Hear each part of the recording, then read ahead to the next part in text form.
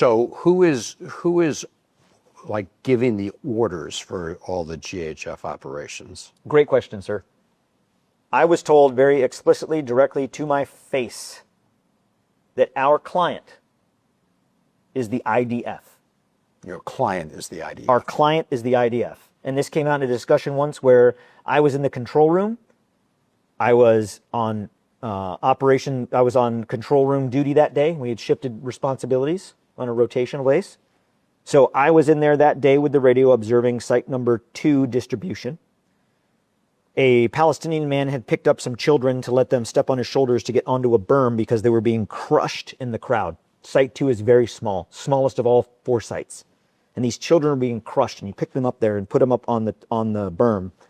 And the Israeli Defense Forces liaison officer in the main control center with us comes up to the screen that I'm watching, and he says, "Tell your men to get them down." I was like, "We got this under control." I was like, "I know they know what they're doing. No, they're children. Let's calm down. Mm-hmm. Get them down now, or I will." Well, there's no IDF on the site, so I didn't take it as much more than just being, bombastic and like, okay, like, hey, we got this. He leaves and goes to his desk in the operations center, and he gets on the radio and he speaks something on the radio. It was in Hebrew. I don't speak Hebrew. One of the contractors that was there was American that did speak Hebrew, and he notifies me. He said, "Hey, he just told the snipers at the IDF position, because the site number 2 is co-located with an Israeli base." Mm-hmm. He said, "He just told the snipers to take these kids out." I was like, "On the radio?" He's like, "Yeah." This lieutenant colonel then comes back up and he says, "Get them down." And I look at him and I say, "Did you just call on the radio and tell your men to shoot them?" And he said, "I'm going to take care of this if you don't." I said, "You are not going to shoot. You are not going to shoot children. You're also not going to shoot because if your men miss, you're going to hit others. You're not going to shoot."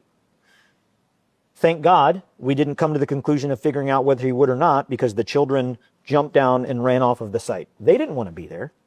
They were unarmed. They didn't have shoes. One wasn't even wearing a shirt. They were starving. The chief operations officer for Safe Reach Solutions, our higher headquarters, so to speak, in the contract, beckoned me outside with him, and he looked at me in the face and he said, "Never say no to the client." And I asked him, I was like, "I didn't know the client was in there. Who's here? Did Johnny Moore come to visit?" Right. And he said, "No, the IDF." I was like, "The IDF are our client?" He said, "Yes, we work